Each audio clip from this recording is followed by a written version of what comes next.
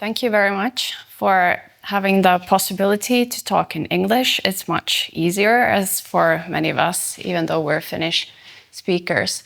I have a slide about my background, but basically I did a PhD in antibiotic resistance on the topic of microbiology at the University of Helsinki. I've been working with antibiotic resistance since 2012, which is a very long time. And then I did an academic postdoc also on the resistome in the University of Turku at the Department of Computing. So I like data, not just microbes. And I currently focus on antibiotic resistance in population cohorts, meaning that if we study large groups of people, for example, in Finland, that's a population cohort, and then using big data because I love numbers, and there's a lot of numbers available for us microbiologists to study antibiotic resistance. In general, I'm interested in why there's variation in how much people have antibiotic-resistant bugs in their gut, what drives the variation, what explains it, and then also on a global scale, why some countries are really struggling with antibiotic resistance more than others. Then antibiotic resistance, you could think of it as like a silent pandemic. So we remember the COVID pandemic. It was very visible all over the news. People were very sick and in hospitals, and it was kind of a loud pandemic. But with antibiotic resistance, it's kind of a silent pandemic because each of us carries antibiotic-resistant bacteria. Even the ones that could be called superbugs can be carried by let's call us young, on average healthy, meaning not going through cancer treatment or immune compromised, completely silently. They enter us and then they disappear and we might never know about it. However, antibiotic resistance currently is an increasing problem. So over 1 million people die each year, kind of directly through antibiotic-resistant infections because there is no antibiotic there to cure them. In Finland, it's very, very rare. I think we have about maybe 100 people a year that we can attribute to dying to antibiotic-resistant infections. But if we go to sub-Saharan Africa, the situation is very different. There it's a major cause of death, and this contributes also to the silent pandemic. It's not really visible for us in high-income Nordic countries, but it's very everyday for those who are in low and middle-income countries. Then, as I alluded to this kind of divergence between high-income and low-income countries, when we talk about antibiotic resistance, it's easy to think about just about the drugs and the bugs. But antimicrobial resistance is not just a medical problem. It's not just a biology problem. It's much more than that. It's also something that's kind of a systemic problem. It's a global problem. It's affected by things other than just antibiotics, by lifestyle, by diet, where you live, and also the antibiotic-resistant bugs can spread. You don't always even need to have an antibiotic to have a problem with antibiotic-resistant bug. You can, for example, eat contaminated food and get an antibiotic-resistant bacteria, even if you hadn't had antibiotics in the past, let's say, 10 years yourself. Then, why would we want to study antibiotic resistance in Finland? Because I just told it's not really a problem here. Well, because Finland is a rich country and we have great medical research, we have great population cohorts. For example, you might have heard of the North Karelian project. There were a lot of middle-aged men dying of heart disease, and then they did a dietary intervention in North Karelia. And this continued on from the 70s, and what became later was the FinRisk cohort.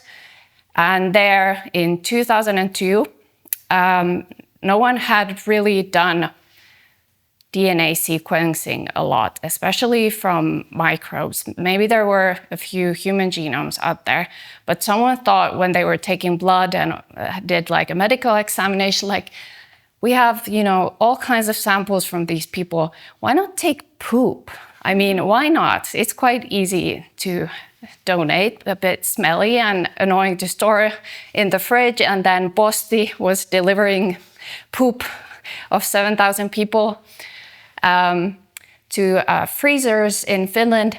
And then someone remembered this in 2016 when the sequencing technologies were quite developed at the stage, and price-wise, it was actually feasible to sequence this. And then someone met a very famous microbiologist, Rob Knight, who was interested in all of this poop, and he promised to spend a lot of money and sequence all these 7,000. So that's one of the reasons. There's money, there's people, there's medical research, and there's cohorts. But then Finland is also quite interesting in the sense because we have actually people who live in this kind of very isolated setting. So if we're interested in how people living in kind of a city setting or this kind of isolated setting in Lapland where the nearest neighbor is in 4 kilometers, it enables us to study kind of different things if we compare to very densely populated areas and also places where there's a lot of antibiotic resistance. Sometimes you might lose the signal. Then, if we think about antibiotic resistance biology, basically there are a few ways that you can have more antibiotic resistance genes and antibiotic resistant bugs than your friend. One way is that you have antibiotics and then the bacteria mutate, there's evolution, and you have antibiotic resistant bacteria because of that. Then a second way is that you have bacteria coming from the environment, from other people, or from food to your gut microbiome. That's one way, so there can be transmission and selection. Selection can also happen not just because of antibiotics, but because bacteria react to our bodies, they react to our diet. So the composition of your microbiome changes due to all of these things. And sometimes if you have a cancer treatment, for example, it can mean that your immune system isn't really working very well. And then you can have a lot of these bacteria that are more disease-causing, and then they are more antibiotic resistant. So it can be many, many other things besides just antibiotic resistance affecting your antibiotic resistance levels.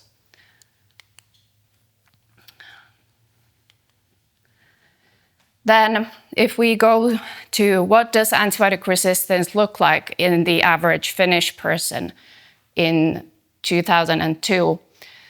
So a little bit about the FinRisk cohort. So these points here are where the samples were collected. So we pretty much cover from south to north. And we also cover Lapland and the densely populated areas in southern Helsinki. And then we have about average men and women, and it's about from 24 until 75, the ages. So this is what the cohort is like. Then we were interested, like I mentioned, our gut microbiome. People have very different gut microbiomes. We were interested in if you have like a specific type of gut microbiome, does that correlate with antibiotic resistance? And the answer is yes.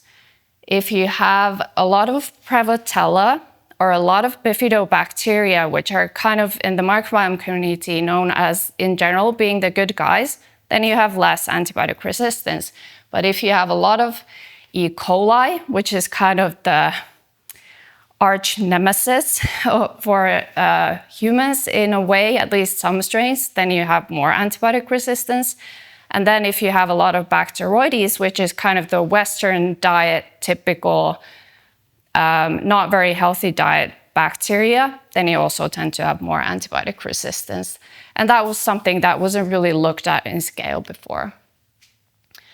Then about lifestyle and diet. So everyone knows antibiotic resistance is more prevalent in people who have had antibiotics, but how about people who have different diets? We wanted to ask that question too. And then about kind of socioeconomic status, and is there a difference between the sexes? So what we found was if you have more fresh vegetables, which can contain bacteria and also antibiotic-resistant bacteria, they're not cooked, so that correlates with higher antibiotic resistance. Then if you consume a lot of poultry, which is one of the production animals where there's the most problems with antibiotic resistance, you have more antibiotic resistance. So diet looks like plays a role here too. Then women on average have quite a lot higher antibiotic resistance load. This is a multifactorial thing, we believe. One big component is that women have more urinary tract infections, which is the main cause of antibiotic prescriptions in adults. But there's probably many more other things like exposure through working more in healthcare or with kids or things like that. But it's kind of a multifactorial thing.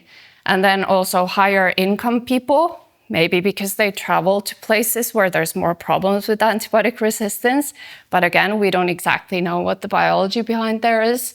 And then in densely populated areas, you have probably more contact with antibiotic resistance.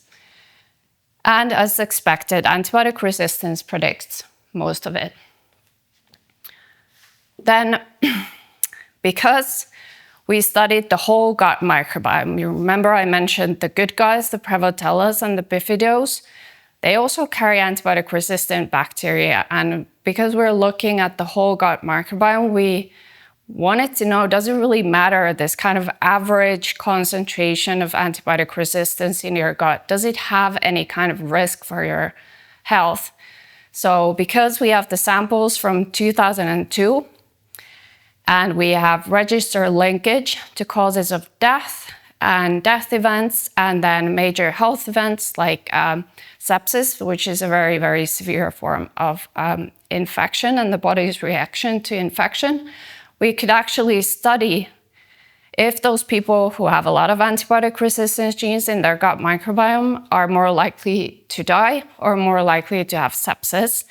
And the answer is yes. So we should kind of be maybe a bit concerned about this, even though in most healthy people, the resistant bacteria just hang out and don't do anything. But maybe it's more dangerous to get an infection if a lot of those are antibiotic resistant.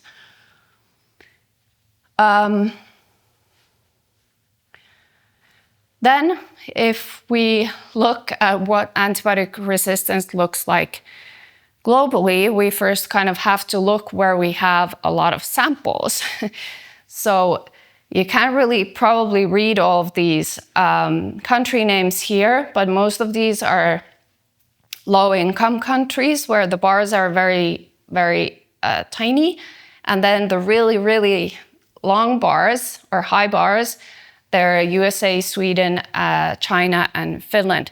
So we have a lot of bias in the kind of data we can get antibiotic resistance information from.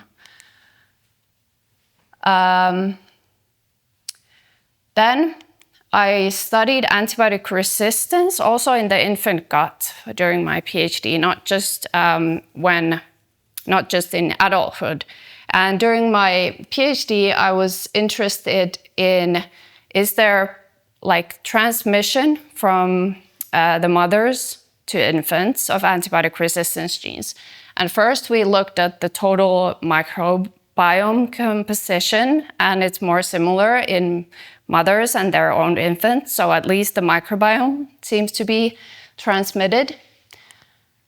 And then when we looked at antibiotic resistance, that was also the case. And then in the gut, we have these kind of small genes that help transport different genes between different species of bacteria. And also those were inherited from, likely inherited from mothers to infants.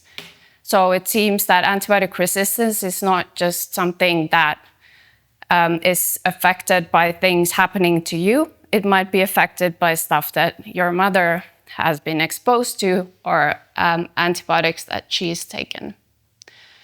Then we were interested in the breast milk, and breastfeeding. There we could see, okay, the microbe seems to transmit, but we didn't really see a signal with antibiotic resistance genes. But then these genes that help transport antibiotic resistance genes seem to be inherited.